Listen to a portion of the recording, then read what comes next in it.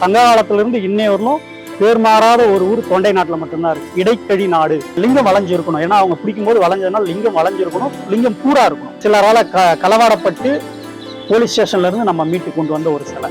கையை கட் பண்ணி இதுல எவ்வளவு தங்கம் இருக்குன்னு பார்த்து ஒரு ரேட் பேசுறவர்களும் பழையற்காடு ஏரியில போட்டு வச்சிருக்காங்க. மீனவர் ஒருத்தர் மீன் பிடிக்கும்போது ஒரு வலையில மாட்டி கிடைச்சு. இதுல புத்தரோட வாழ்க்கை வரலாறுகள் எல்லாமே ஆடைகளாக கொடுத்திருக்கிறாங்க. இது மாதிரியான அமைப்புகள் இருக்கிறது பெரும்பாலும் ரொம்ப கம்மி தான். மன்னர் அவர் கழுத்துலையோ இல்லை கையிலையோ இருக்கக்கூடிய தங்க ஆபரணத்தை அந்த நெருப்பு குழம்புல போடுவார். அதுதான் தங்கம். தங்கம் இல்லாமையும் செய்யக்கூடாது. அதுக்காக தான் தங்கத்தை ஒரு சிறிய அளவில் மன்னர் தானமாக போடுவாங்க.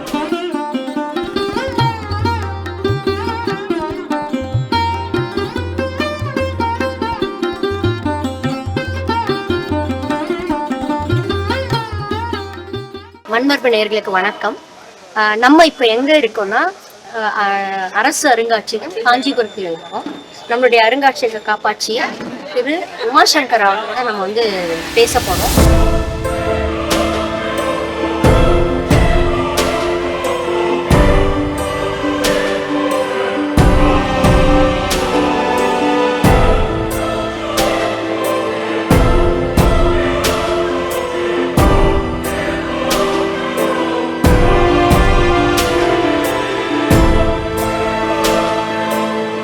வேலூர்லேருந்து வந்திருக்கக்கூடிய இன்னைக்கு இருக்கக்கூடிய இளம் தலைமுறைக்கு பெரிய வழிகாட்டியாகவும் கல்வெட்டியலை பற்றி அடுத்த தலைமுறைக்கு கொண்டு சொல்லக்கூடிய ஒரு பெரிய அரும்பணியை தொடர்ந்து செய்து கொண்டிருக்கக்கூடிய ஐயா பூங்குன்றன் அவர்களையும் உங்கள் சார்பாகவும் அருங்காட்சியகங்கள் துறையின் இயக்குனர் சார்பாகவும் காஞ்சிபுரம் மாவட்ட ஆட்சித்தலைவர் மற்றும் எங்கள் சார்பாகவும் உங்களை காஞ்சிபுரம் என்னும் வரலாற்று சிறப்புமிக்க நகரத்துக்கு வரவேற்பதில் பெருமகிழ்ச்சி அடைகிறோம்.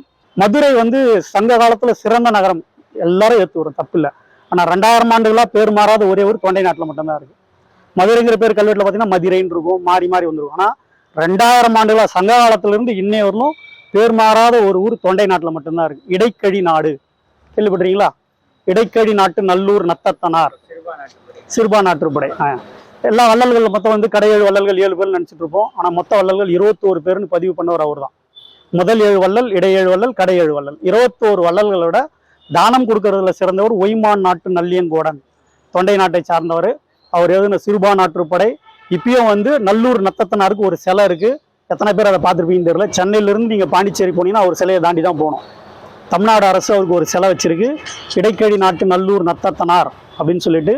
இந்த நகரத்துக்கு உங்களை வரவேற்கிறதுல ரொம்ப சிறப்பு என்னன்னா, நம்ம பொதுவாக மூவேந்தர்கள் படிப்போம். ஆனால் மூவேந்தர்கள் முன்னாடி ஒரு வேந்தர்கள் இருந்திருக்காங்க, அதுதான் பல்லவர்கள்.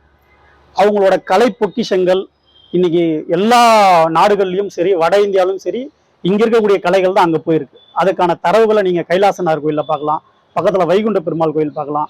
இந்த ரோடு இருக்கு இல்லைங்களா, ரயில்வே ட்ராக்கு, இங்கதான் அரவண அடிகள் வாழ்ந்தது. நம்ம மணிமேகலையில தரக்கூடிய குறிப்புகள் அரவண அடிகள் வாழ்ந்தது இந்த ரயில்வே ட்ராக்கு பின்னாடி. இது அரவணச்சேரின்னு இப்பயும் இருக்கும் ரெக்கார்ட்ல. இது நேர காமாட்சி அம்மன் கோயில் இப்ப இருக்கு. ஆனா அப்ப காமாட்சி அம்மன் கோயிலுக்கு நேர்த்தெரி இதுக்கு பின்னாடி இருக்கு. அதுலதான் மணிமேகலை அச்சய பாத்திரத்துல பிச்சை எடுத்த கதைகள் எல்லாம் இங்கதான் பக்கத்துலயே இருக்கு. அருட்பெரும் செல்வி தெருன்னு பேர். இன்னைக்கு காஞ்சிபுரத்துல பாத்தீங்கன்னா ஊரோட பேர் மட்டும் இல்ல, தெருக்களோட பேர் எல்லாமே அரண்மனையை சார்ந்தே இருக்கும். அரண்மனை வைத்தியர் குருக்கள் தெரு, தலையாரி தெரு, படை வீரர்கள் தெரு, அதுக்கப்புறம் பாத்தீங்கன்னா வைத்தியர் குருக்கள் தெருன்னே இருக்கு தனியா. அது மாதிரி கோட்டை எல்லை தெரு. இங்க 2 காஞ்சிபுரங்கள் அப்பத்துல இருந்தே இருந்திருக்கு. 4 காஞ்சிபுரம்ன்றது எல்லாருக்கும் பொதுவா தெரிஞ்சிருக்கும். இன்னைக்கு நீங்க திருப்பதி குன்றம் பாத்தீங்க, சமண காஞ்சி. ஆனா நம்ம இப்ப இருக்கக்கூடிய காஞ்சிபுரம் பாலாற்றுக்கு இந்த பக்கம். ஆனா அவங்க சொல்ற குறிப்புகள் சங்க இலக்கியங்கள பாலாற்றுக்கு அந்த பக்கம் காஞ்சிபுரம் இருந்ததா குறிப்புகள் இருக்கு. ஆறு தன் போக்க மாத்திருக்கு. அது மட்டும் இல்ல, நீங்க ஆந்திராவில இருந்து நீங்க காஞ்சிபுரத்துக்கு வரணும் அப்படின்னா 6 ஆறு தாண்டி தான் நீங்க வரணும். நடுவுல 6 ஆறுகள் இருக்கு. ஒவ்வொரு ஆறையும் தாண்டி தான் நீங்க வரணும். கல்லாறு, வருஷதீர ஆறு. இன்னைக்கு பாத்தீங்கன்னா காஞ்சிபுரத்துல ஓடிட்டு இருந்த ரொம்ப பழமையான ஆறு எதுன்னு கேட்டீங்கன்னா யாரை கேட்டாலும் என்ன சொல்லுவாங்கன்னா பாலாறு, வேகவதின்னு சொல்லுவாங்க. ஆனா கம்பை ஆறு தான் காஞ்சிபுரத்துல ஓடிட்டு இருந்த மிக பழமையான ஆறு, கம்பை ஆறு. அந்த ஆற்றங்கரையில் தான் ஏகாம்பரநாதர் கோயில் மணல் லிங்கமே உருவாயிருக்கு. அந்த கம்பையாரோட எல்லை இங்க இருந்து கூரங்கூர்ல இருந்ததா குறிப்புகள் இருக்கு. இப்பயும் போனீங்கன்னா கம்பை கால்வாயின்னு ஒரு கால்வாய் ஓடிட்டு இருக்கும். அது கம்பை ஆறோட ஒரு பகுதி, ஒரு எச்சம் தான். இன்னைக்கு இருக்கக்கூடிய 4 காஞ்சிபுரத்துல 3 காஞ்சிபுரங்கள் நீங்க பார்க்கலாம். புத்த காஞ்சி எங்க இருக்குன்னு யாருக்குமே அடையாளம் கண்டுபிடிக்க முடியாத நிலையில தான் இருக்கு. ஆனா அதுக்கான தடயங்கள் இருக்கு. அதை பற்றிய வரலாற்று தரவுகளை தேடுறவங்க தேடிக்கிட்டே தான் இருக்கிறாங்க. இது பின்னாடி வந்த ஆட்சியாளர்களால் அழிக்கப்பட்டிருக்கலாம் அப்படின்னு ஒரு குறிப்பு இருக்கு. இது கம்பை ஆறுங்கிறது இங்க காஞ்சிபுரத்துல ஓடிட்டு இருக்குது. கங்கை அப்படிங்கிற பேர் மருவிதான் கம்பைன்னு வந்திருக்கிறதா சொல்றாங்க. அந்த ஆற்றங்கரையில் தான் மணல் லிங்கம் எடுத்து ஏகாம்பரநாதர் கோயில் உருவானதா தல வரலாறுகள் சொல்லுது. அந்த மணல் லிங்கத்தை தழுவின காட்சிக்கு பேரு கம்பா நதி காட்சின்னு ஆமாங்க. சொல்றாங்க. அதனால இல்ல கேட்டேன். கம்பை, அது கங்கை நதியை தான் அவங்க வந்து கம்பா நதி அப்படின்னு சொல்றாங்க. அவருக்கு ஈஸ்வரனுக்கு பேரே வந்து தழுவ குழைந்தநாதர்னு பேர். பார்வதி தழுவும் போது ரொம்ப அவர் இனிமையா இருந்தனால தழுவ குழைந்தநாதன் பேரு. ஆனா அந்த பேரை எங்கேயுமே நீங்க வரலாறுல கேட்க முடியாது, புத்தகங்கள்ல கூட அது இருக்காது. தழுவ குழைந்தநாதர்னு பேர். ஈஸ்வரம் பக்கத்துல இருப்பாங்க தழுவ குழந்தை. அங்கேயும் ஒண்ணு இருக்குங்க. பிற்காலத்துல தழுவ சோழர்கள் ஆட்சி காலங்கள்ல தழுவ குழைந்தநாதர்ன்ற பேர்ல நிறைய கோயில்கள் உருவாகுது. ஆனா லிங்கம் வளைஞ்சிருக்கணும் இல்லையா? ஆமா, லிங்கம் வளைஞ்சு இருக்கணும். ஏன்னா அவங்க பிடிக்கும் போது வளைஞ்சதுனால லிங்கம் வளைஞ்சு இருக்கணும், லிங்கம் கூரா இருக்கணும். அந்த ரெண்டு இருந்தாதான் அவர் தழுவ குழைந்தநாதர்னு பேர். இதெல்லாம் வந்து வெளிநாடுகளுக்கு நிறைய இடங்கள்ல காணாம போகுதுன்னு சொல்றீங்களா? இதுவும் சிலரால களவாடப்பட்டு போலீஸ் ஸ்டேஷன்ல இருந்து நம்ம மீட்டு கொண்டு வந்த ஒரு சிலை. பாருங்க, கையெல்லாம் பாருங்க, கட் பண்ணி இதுல கோல்டு இருக்கா அதெல்லாம் பார்த்துருக்காங்க பாருங்க. அது பாருங்க, ஒரு நிறைய ஒரு சோழர்களோட கலை பொக்கிஷம் எந்த அளவுக்கு பாதிக்கப்பட்டிருக்கு பாருங்க. கையை கட் பண்ணி இதில் எவ்வளோ தங்கம் இருக்குன்னு பார்த்து ஒரு ரேட் பேசுகிறவர்களும் பழையற்காடு ஏரியில் போட்டு வச்சுருக்காங்க. மீனவர் ஒருத்தர் மீன் பிடிக்கும்போது ஒரு வலையில் மாட்டி கிடச்சி ஐம்பொன் சிலை. இது பல லட்சங்கள் இன்னைக்கு மதிப்பு. இது ஐம்பொன்னால் செய்யப்படுதுங்க. ஐம்பொன் தங்கம், வெள்ளி, செம்பு, பித்தளை எல்லாம் சேர்ந்தது. இந்த ஐம்பொன் சிலைகளுக்கு வந்து மதிப்பு அதிகங்கிறதுனால தான் இதை நம்ம வந்து காட்சிக்கு வைக்கிறதும் வந்து குறைவான பொருள்களே காட்சிக்கு வைக்கிறோம். சென்னை அருங்காட்சியகத்தில் இந்த மாதிரி ஐம்பொன் சிலைகள் நிறைய காட்சிக்கு இருக்கு. நீங்க போனீங்கன்னா நிறைய பார்க்கலாம். நடராஜர் பார்க்கலாம். சோழர்களோட மிகப்பெரிய கலை பொக்கிஷம் இதெல்லாம். இதை நீங்க சென்னை அருங்காட்சியகங்கள்ல நிறைய காட்சி பொருளாவே காணலாம். நிச்சயமா தங்கம் இருக்குங்க. தங்கங்கிறது என்னன்னா, தங்கத்தை வந்து மேக் பண்றவங்க வந்து என்ன பண்ணுவாங்கன்னா, ஸ்தபதிகள் வந்து 4 பொருள் தான் சேர்ப்பாங்க. 5வது பொருள் தங்கத்தை வந்து யாரு இதை செய்ய சொல்றாங்களோ அவங்க தான். மன்னர் இருந்தாருன்னா மன்னர் அவர் கழுத்துலயோ இல்ல கையிலயோ இருக்கக்கூடிய தங்க ஆபரணத்தை அந்த நெருப்பு குழம்புல போடுவாரு. அதுதான் தங்கம். தங்கங்கிறது ஒரு பெரிய அளவுலாம் இருக்காது. தங்கம் இல்லாமையும் செய்யக்கூடாது. அதுக்காக தான் தங்கத்தை வந்து ஒரு சிறிய அளவுல மன்னர் வந்து தானமா போடுவாங்க. இல்லைன்னா சிலையை யார் செய்ய சொல்றாங்களோ அவங்க போடுவாங்க, அந்த நெருப்பு குழம்புல போடுவாங்க. இது வந்து பாத்தீங்கன்னா நமக்கு வந்து புதையல்களா கிடைக்கக்கூடிய பொருள் தான் இங்க இருக்கு. ஒண்ணு வந்து ஆணுக்கான துணை, பெண் துணை இருக்கக்கூடியது, விஷ்ணுக்கான துணை இருக்கிறது. இன்னொன்று வந்து புத்தர். இந்த புத்தர் பாத்தீங்கன்னா பழையற்காடு ஏரியிலிருந்து கண்டெடுக்கப்பட்டது, இப்ப நமக்கு கிடைச்சது. இதுல புத்தரோட வாழ்க்கை வரலாறுகள் எல்லாமே வந்து ஆடைகளாக கொடுத்திருக்கிறாங்க. இந்த மாதிரியான அமைப்புகள் இருக்கிறது பெரும்பாலும் ரொம்ப கம்மி தான். இந்த ஆடை வடிவமைப்பு இருக்கக்கூடிய புத்தர்களை வந்து நம்ம இப்போ வாஸ்துக்காக பயன்படுத்த ஆரம்பிச்சுட்டாங்க. இது வந்து கிடைச்சிருக்கிறதுல, நமக்கு கிடைச்ச புத்தர்கள்ல இந்த ஆடை வடிவமைப்போடு இருக்கிறதுல ஏறக்குறைய புத்தரோட வாழ்க்கை வரலாறுகள் எல்லாம் இதுல வந்து தரவுகளா பதிவு பண்ணியிருக்கிறாங்க. புத்தர் பிறப்புல இருந்து புத்தர் துறவரம் போனது, புத்தரோட வாழ்க்கையில நடந்த அத்தனை நிகழ்வுகளும் இதுல நிகழ்ச்சிகளா கொடுத்துருக்காங்க. அவர் வந்து சொர்க்கம் சென்றதுக்கான அடையாளங்களும் இதுல கொடுத்துருக்காங்க. இந்த மாதிரியான தரவுகள் காஞ்சிபுரம் மாவட்டத்துல பெருமளவுல கிடைக்குது. இங்க 4 விதமான காஞ்சிபுரங்கள் இருந்திருக்கு. புத்த காஞ்சி, சமண காஞ்சி, சைவ காஞ்சி, விஷ்ணு காஞ்சி. இது 4 மட்டும் இல்லாம இங்க ஆசிவகம்ங்கிற ஒரு அமைப்பும் வந்து நல்ல சிறப்பான முறையில வாழ்ந்திருக்கு அப்படிங்கிறதுக்கான தரவுகள் நிறைய காண கிடைக்கிறது. இவருடைய வாழ்க்கை வரலாறு ஃபுல்லா கொடுத்துருக்காங்கன்னு சொல்றாங்க. எடுத்திருக்கேன், அதை நாங்க பாக்குறோம். எப்படிதான் இருந்திருக்கு, இவர் என்ன வாழ்க்கை வாழ்ந்திருக்காரு, எப்படி துறவு போனாரு, அது எல்லாமே இருக்குன்னு சொல்றாங்க. அதான் தேடிட்டு இருக்கேன் சார். கண்டிப்பா பழவேற்காடுல 2 பேருமே பழவேற்காடுல கிடைச்சுன்னு சொல்றாங்க. ஆக்சுவலா சென்னையில கிடைச்சாங்க, நமக்கு இது வரைக்கும் தெரியாம இருந்திருக்கோம். இன்னைக்கு இது தெரியாம உண்மையா ரொம்ப சந்தோஷமா இருந்துச்சு.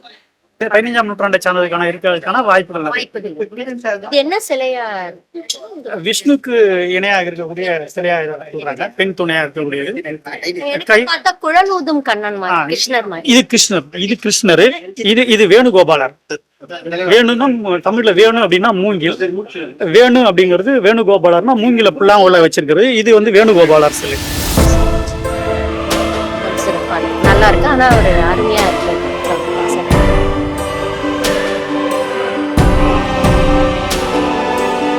ரொம்ப பழசான அந்த காலத்துல சிலைகள் எல்லாம் எடுத்துட்டு போனதோட அதை உடைச்சு பார்த்து செக் பண்றதுக்காக, தங்கமா என்னங்கிறதெல்லாம் செக் பண்றதுக்காக கூட எடுத்துட்டு போயிருக்கா அப்படிங்கிறது தெரிஞ்சுது. சில திருட்டுங்கிறது ஒரு பக்கம், பட் அதுல என்ன தங்கம் எல்லாம் இது பண்றதுக்காக எடுத்துட்டு போயிருக்காங்கிறது தெரிஞ்சுது. புத்தரோட ஒரு ஐம்பொன் சிலை ஒன்று பார்த்தோம். அந்த சிலை என்னன்னு பார்த்தீங்கன்னா, புத்தருடைய என்டையர் வாழ்வியலை ஒரு 1.5 அடி சிலையில ஃபுல்லாகவே செதுக்கியிருக்காங்க. ரொம்ப மைனூட்டாக இருக்குது. சின்ன சின்ன டீட்டெயில் எல்லாமே ரொம்ப ஒரு அமேசிங் ஃபேக்டாக இருக்குது. அது மட்டும் இல்லாமல் ஒரு ஐம்பொன் சிலை ஒன்று காமிச்சாங்க. கிட்டத்தட்ட ஒரு 3.5 ஃபீட் இருக்கும். அதோட 3.5 ஃபீட்டோடைய ஹைட்டில் இருக்க அந்த சிலையோடைய கலை வடிவம், அதை வந்து மக்கள் விரோத சக்தியாக இருக்கிற யாரோ ஒருத்தர், யாருன்னு தெரியல, சம்திங் யாரோ எடுத்துகிட்டு போய் அதோடைய விரல்களெல்லாம் கட் பண்ணி அதில் எவ்வளோ தங்கத்தோட கலப்பு இருக்குது செக் பண்ணுறதுக்காக பார்த்துருக்காங்க.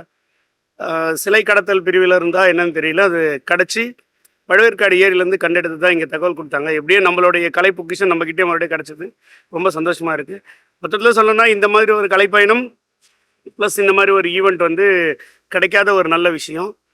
வாய்ப்பு இருக்கவங்க கண்டிப்பாக காஞ்சிபுரம் அருங்காட்சியகம் மற்றும் இதை சுற்றி இருக்கிற ஒரு காஞ்சிபுரம்ன்றதே ஒரு தொண்டை மண்டலத்தோட ஒரு வரலாற்று பொக்கிஷம். நேரம் கிடைக்கிறவங்க கட்டாயமாக காஞ்சிபுரத்தையும் அதை சுற்றி இருக்கிற எல்லா இடத்தையும் விசிட் பண்ணி பாருங்கள்.